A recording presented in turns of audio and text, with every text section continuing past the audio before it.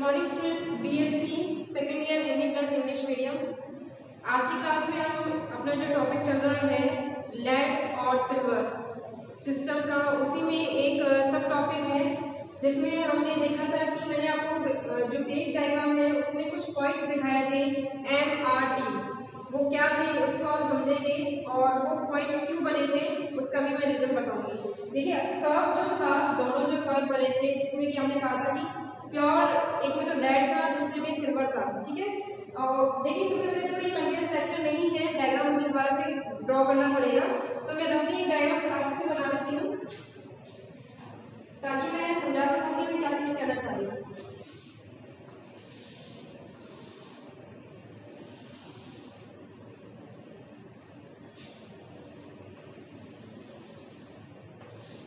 आपको इस डायग्राम को दोबारा ड्रॉ करने की आवश्यकता नहीं है, जस्ट मुझे करना पड़ेगा क्योंकि मेरे पास अभी ये ड्रॉ नहीं है।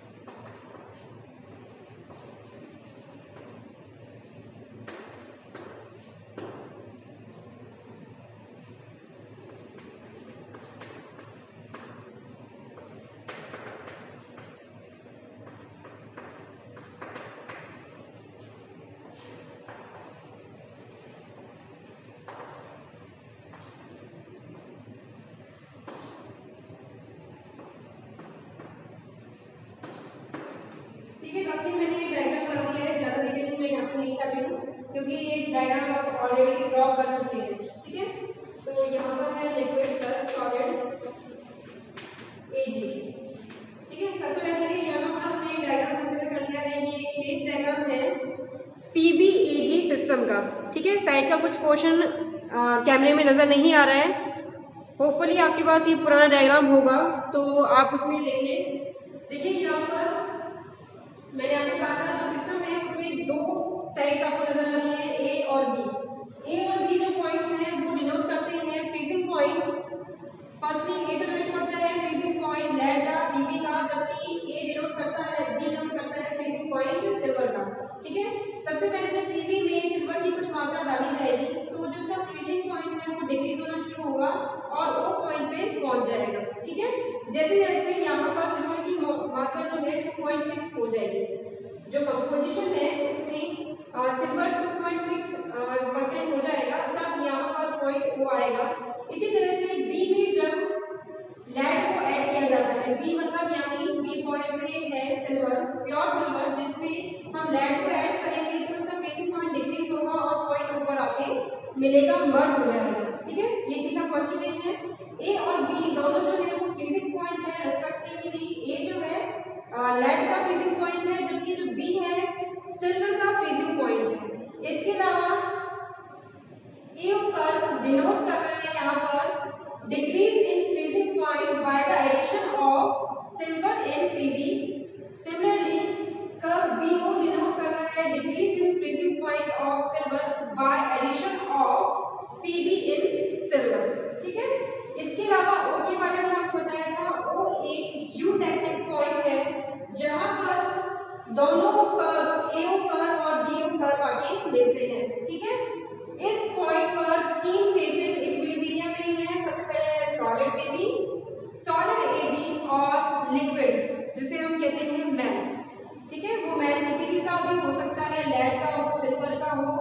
या फिर इनका मिक्सचर हो। ठीक है, तो यहाँ पर 3 फेजेस हैं। डिग्री ऑफ फ्रीडम क्या आ जाएगा, यहाँ पर 0 आया था, सिस्टम हो जाएगा नॉन वेरिएंट। ये चीज हम पढ़ चुके थे प्रीवियस लेक्चर में।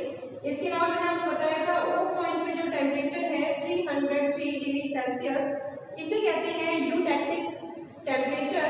जबकि जो कंपोजिशन है 2.6% सिल्वर और रिमेनिंग है 97.4% लेड, ये कहलाता है कंपोजिशन यूटेक्टिक कंपोजिशन। ठीक है, यहाँ तक तो क्लियर हो गया होगा।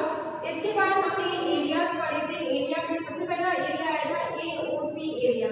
ठीक है, यहाँ पर जो कह सकते हैं इक्विलिब्रियम में है सॉलिड फेज, और सेकंड है एक लिक्विड जिसे हम कहते हैं मेल्ट।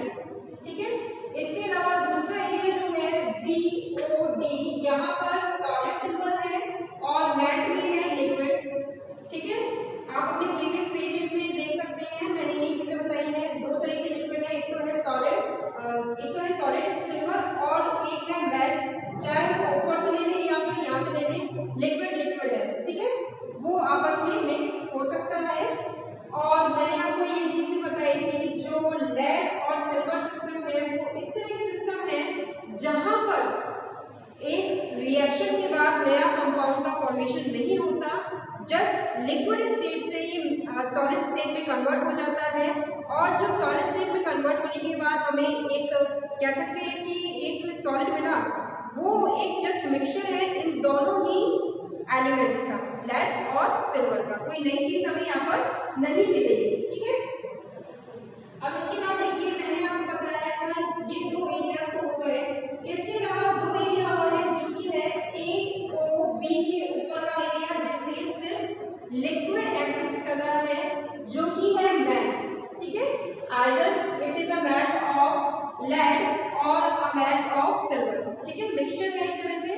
तो यहाँ पर एक फेस हो जाएगी, जबकि COD के बॉटम एरिया में जो फेसेस हैं वो है एक तो सॉलिड PB और दूसरा है सॉलिड AG।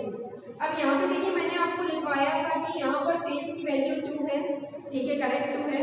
जब हम पूरे के पूरे एरिया की बात कर रहे हैं जिसमें COD के बॉटम का एरिया आ रहा है, अगर मैं यहाँ पर कंसिडर करूँ कि CO के नीचे का एरिया, यानी सिर्फ इस पोर्शन की बात करूँ, तो यहाँ पर फेस की वैल्यू कितनी आएगी, यहाँ पर सिर्फ एक फेस रह जाएगा जो कि है सॉलिड PB। इसी तरह से यहाँ पर एक फेस रह जाएगा जो कि है सॉलिड AG।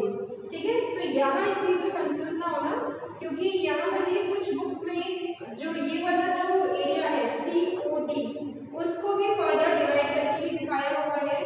आप COD के बॉटम एरिया मान लें, या फिर आप ऐसे भी कर सकते हैं कि COD जो एरिया है उसे 2 भागों में बटा हुआ मानकर CO के नीचे का एरिया और COD के नीचे का एरिया भी इसको कह सकते हैं। ठीक है, तो दोनों ही ठीक है, कोई दिक्कत नहीं है उसमें।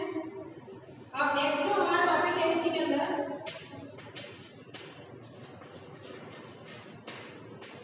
और नेक्स्ट जो टॉपिक है इसको समझने के लिए अब तक जो मैंने आपको बताया है उम्मीद करती हूँ समझ में आ गया होगा।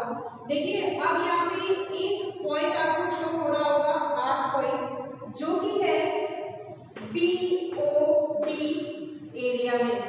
ठीक है, BOD क्षेत्र में एक पॉइंट आ रहा है R, जिसका टेम्परेचर हम अज्यूम कर लेते हैं कि हमको पता है कि इसका टेम्परेचर क्या है।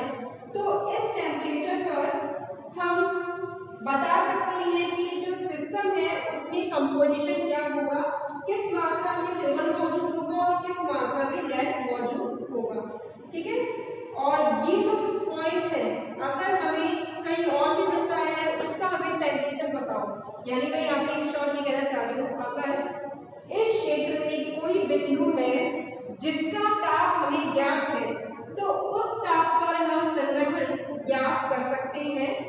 इसी तरह से अगर कोई बिंदु हमें AOC क्षेत्र में पता लगे कि ये बिंदु है और इसका ताप कितना है, तो उस ताप पर हम उस बिंदु के लिए संगठन बता सकते हैं। ये कहता है ये अगला जो हमारा पॉइंट है। ठीक है, तो वो हम कैसे ज्ञात करेंगे, तो देखिए इसको ज्ञात करने के लिए विधि होती आर जो बिंदु है जो कि आ रहा है किस क्षेत्र में, बीओडी क्षेत्र में, उसको सबसे पहले वक्र के साथ मिलाएंगे, इस वक्र के साथ, और यहाँ पर जो लाइन है उसके साथ हम मिला दें। मतलब यहाँ पर हमने एक सीधी लाइन खींची है जो कि आप कह सकते हैं मिला रही है वक्र को बी डी रेखा के साथ, ठीक है। अब यहाँ पे देखिए टी जो पॉइंट है वो आता है शुद्ध एजी पर, यहाँ पर 100% सिल्वर की मात्रा होगी, जबकि जो एम पॉइंट आता है वो आगे बढ़ जाता है, यानी यहाँ पर सिल्वर के साथ साथ मिल चुका होगा लेड की मात्रा, ठीक है।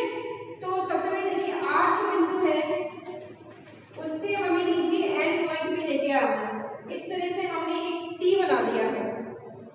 अब ये जो एम और टी लाइन है इसे हम कहते हैं टाई लाइन, हिंदी में भी टाई लाइन ही बोलते हैं, इंग्लिश में भी टाई लाइन बोलते हैं। टाई का मतलब है बांधना, तो ये बांधने वाली रेखा है जो कि बांधती है वक्र को बीडी लाइन से। यहाँ पर हमें टेम्परेचर अगर पता है इस आर पॉइंट का, जैसे कि मान लेते हैं कोई भी एक्स टेम्परेचर है, तो इस टेम्परेचर के बेसिस पे हम निकाल सकते हैं कि यहाँ पर एन की जो कंपोजिशन है, यानी कंपोजिशन कितनी आएगी वो हम ज्ञात कर सकते हैं। उसके लिए फॉर्मूला है जिसको हम आगे पढ़ते हैं, ठीक है। सबसे पहले तो ये चीज है, तो आप नेक्स्ट हेडिंग डालें, if temperature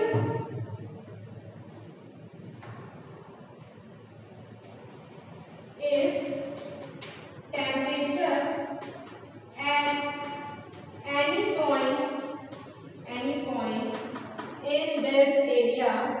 in this area is known, then composition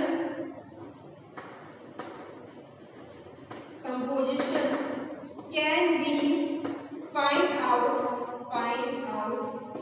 easily, ठीक है। इजीली हम कंपोजिशन भी निकाल सकते हैं अगर हमें टेम्परेचर किसी भी पॉइंट का पता है इस एरिया के अंदर, ठीक है। उसके लिए जो मेथड अप्लाई होगा, देखिए सबसे पहले हम क्या करेंगे, हमने कंसीडर किया आर एक पॉइंट है जो कि एग्जिस्ट कर रहा है बीओडी में। Let R is point in area BOD where temperature is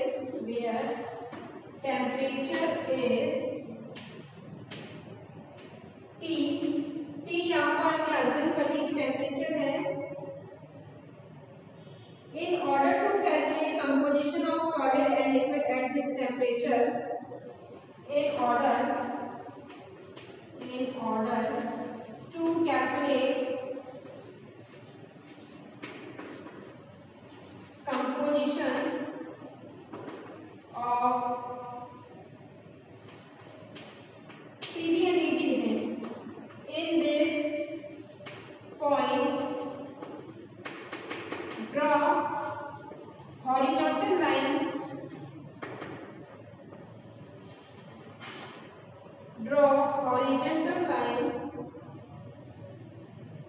from this point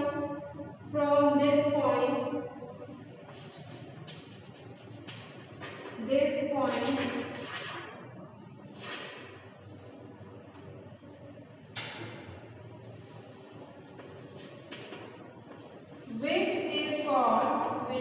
is called tie line, जिसे टाई लाइन कहा जाता है, उसे हमें ड्रॉ करना है।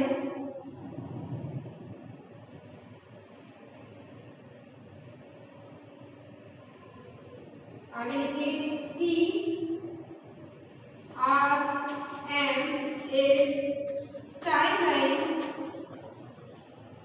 Eight temperature T in area BOD, ठीक है। मैंने इंग्लिश में लिखा है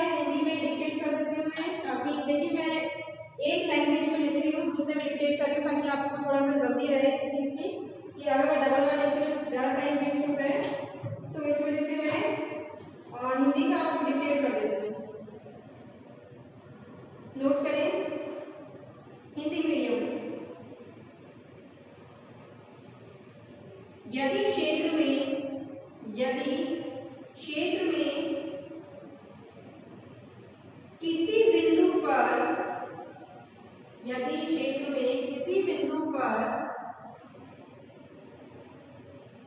ताप मालूम है, ताप मालूम है, तो संगठन ज्ञात किया जा सकता है, तो संगठन ज्ञात किया जा सकता है।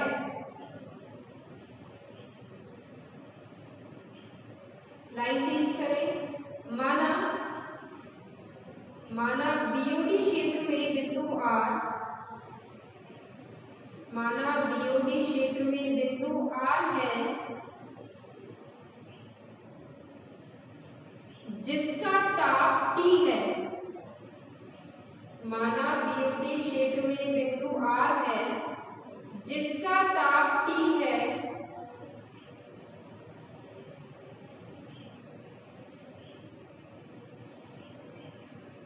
इस बिंदु पर संगठन ज्ञात करने के लिए, इस बिंदु पर संगठन ज्ञात करने के लिए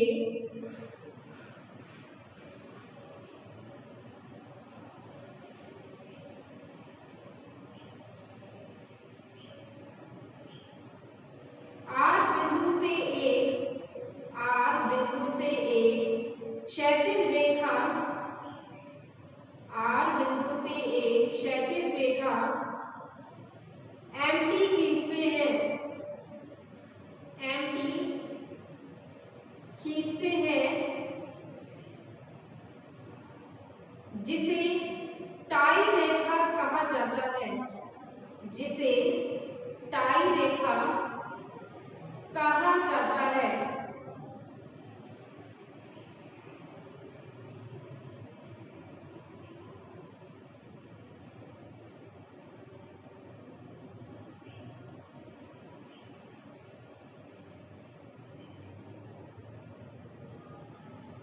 जो वक्र BO पर M, जो वक्र BO पर M बिंदु तथा BD पर बिंदु T पर काटती है, बिंदु T पर काटती है,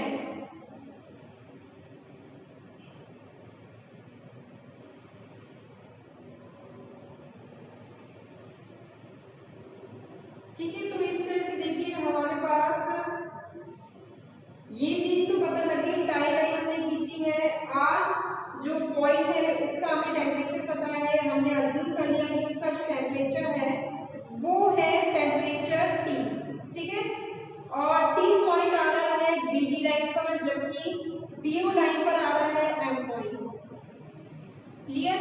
अब नेक्स्ट इसके आगे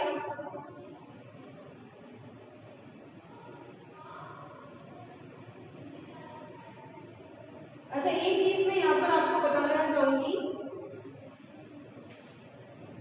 जो ये वाली लाइन है BDO, BDO सॉलिडस लाइन है, इसी तरह से ACO भी एक सॉलिडस लाइन है। सॉलिडस का मतलब हिंदी में भी आपको सॉलिडस ही बोलना है इसका। सॉलिडस का मतलब क्या होता है कि यहाँ पर ठोस प्रावस्था मौजूद रहती है, ठीक है। ठोस प्रावस्था यहाँ पर रहती है, जबकि AO पर द्रव प्रावस्था है, इसी तरह से BO पर भी एक द्रव प्रावस्था होती है, ठीक है। तो AO और OB वाली जो कर्व है इसे हम कहते हैं लिक्विडियस, लिक्विड से बना है लिक्विडियस, और हिंदी में भी आपको लिक्विडियस ही लिखना पड़ेगा सर, ठीक है। इसी तरह से ACO ODB इसे कहा जाता है सॉलिडस, जो कि बना है सॉलिड से, ठीक है। सॉलिड मतलब सॉलिडस हो गया, यानी इस एरिया पर, या सॉरी एरिया नहीं बोलेंगे इसको, इस लाइन पर मौजूद है प्रावस्था ठोस, जबकि इस लाइन पर प्रावस्था मौजूद है द्रव, ठीक है। इस वजह से इसका नाम रखा गया है लिक्विडस और इस वाली का नाम रखा गया है सॉलिडस, ठीक है। ये उसके बाद हम नेक्स्ट देखेंगे किस फॉर्मूले से हम निकालेंगे कंपोजिशन को।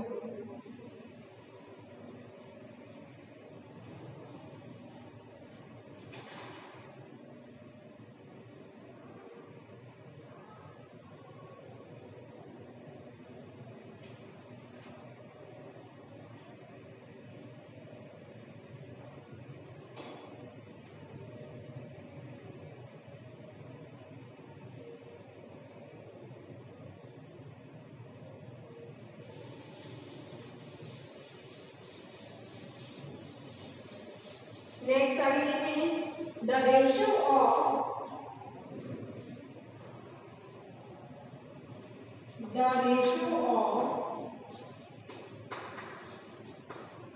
solid Ag and melt at point R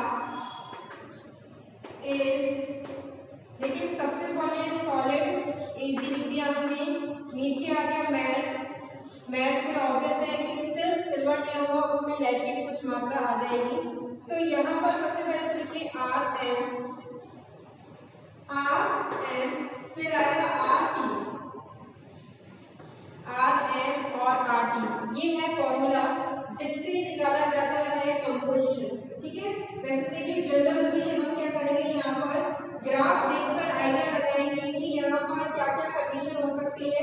अगर R पॉइंट नियर आएगा M के, ठीक है, अगर R पॉइंट M के पास स्थित होगा तो हम मान लेंगे कि यहाँ पर लेड की मात्रा ज्यादा है, जबकि सिल्वर जो है वो कम होता जाएगा। ठीक है, इसी तरह से अगर यहाँ पर R इस तरफ आ जाए, T की तरफ आ जाए, बेसिकली R जो है अगर T के पास ज्यादा होगा तो यहाँ पर शुद्ध सिल्वर की मात्रा ज्यादा आएगी, सिल्वर ज्यादा अच्छी कंपोजिशन में रहेगा। ठीक है, तो आगे देखिए here are two condition, here are two condition। पहली कंडीशन, अच्छा हिंदी में ओरिजिनल प्रोसेस को स्टार्टिंग बाय टाइम ठोस सिल्वर तथा द्रव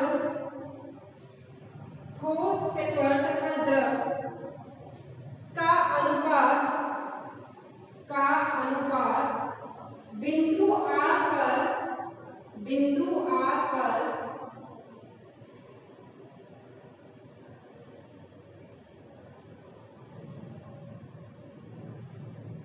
दर्शाया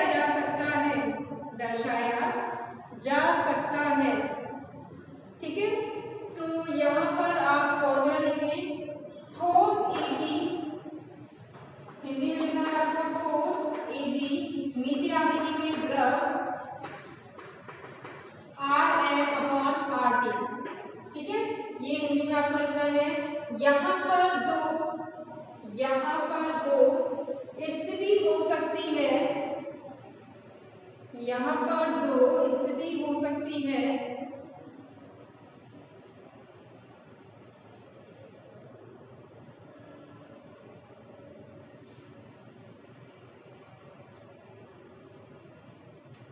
पहला पॉइंट आपको डाल लिखना है if point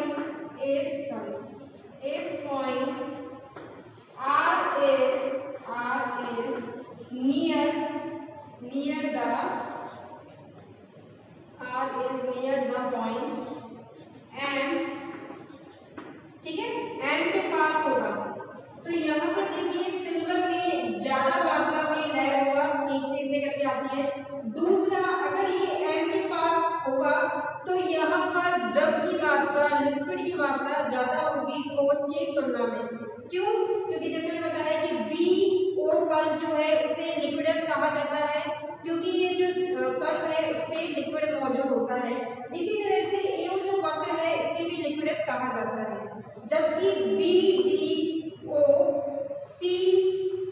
OCA ये कहा जाता है सॉलिडस, क्योंकि यहाँ पे ठोस की मात्रा होती है। तो वापस रिपीट कर रही हूँ मैं इसको, R बिंदु अगर M के पास है तो यहाँ पर द्रव्य की मात्रा ज्यादा होगी, यहाँ पर लेड ज्यादा मात्रा में उपस्थित होगा सिल्वर के अंदर। ठीक है, लेकिन अगर R T के पास मौजूद होगा तो मात्रा ज्यादा होगी और यहाँ पर सिल्वर में कम मात्रा में लेड पाया जाएगा। ठीक है, तो वापस इस लाइन में लिख देते हैं, if point R is near the point M, it indicates that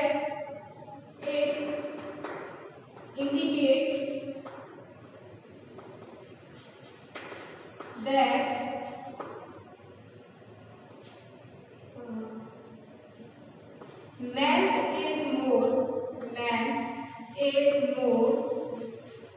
than solid।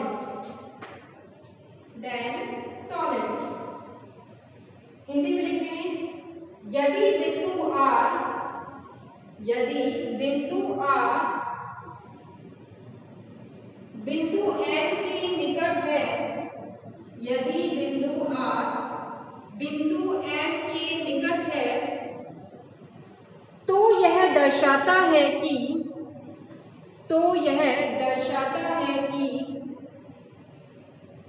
यहाँ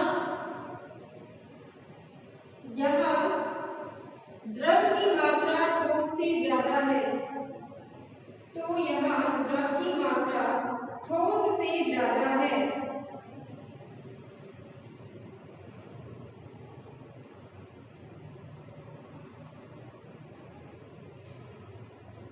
ठीक है, second point,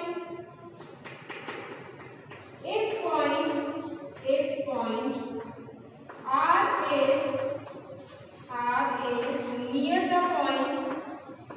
the point T,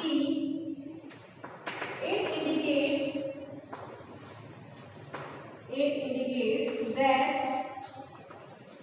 mass is more, that solid is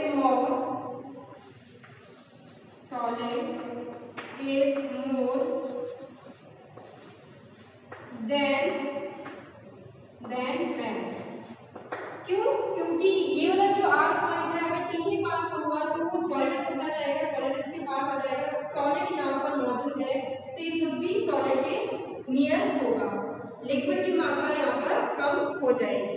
ठीक है, हिंदी मीडियम लिखें, यदि बिंदु R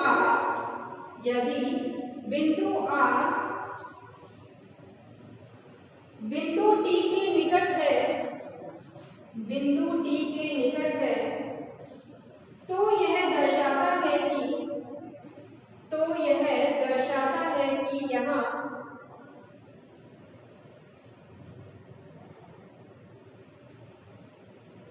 द्रव की तुलना में ठोस अधिक है, तो यह दर्शाता है कि यहाँ द्रव की तुलना में ठोस अधिक है। ठीक है, तो ये चीज जो है दर्शा रही है, अगर T के पास है तो यहाँ पर ठोस अधिक हो जाएगा, M के पास है तो द्रव की मात्रा अधिक होगी। ठीक है,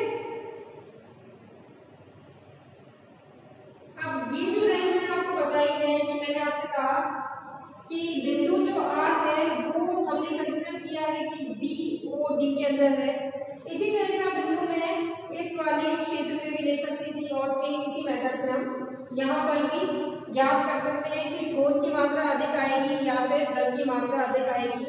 लाइन खींचकर वापस से हम टाई लाइन खींचेंगे और ज्ञात करेंगे कि अगर ये जो बिंदु है इस लाइन के पास आएगा तो यहाँ पर ठोस की मात्रा अधिक हो जाएगी, अगर इसके पास आएगा तो द्रव की मात्रा मैल की मात्रा ज्यादा होगी। ठीक है, तो इतना सा है।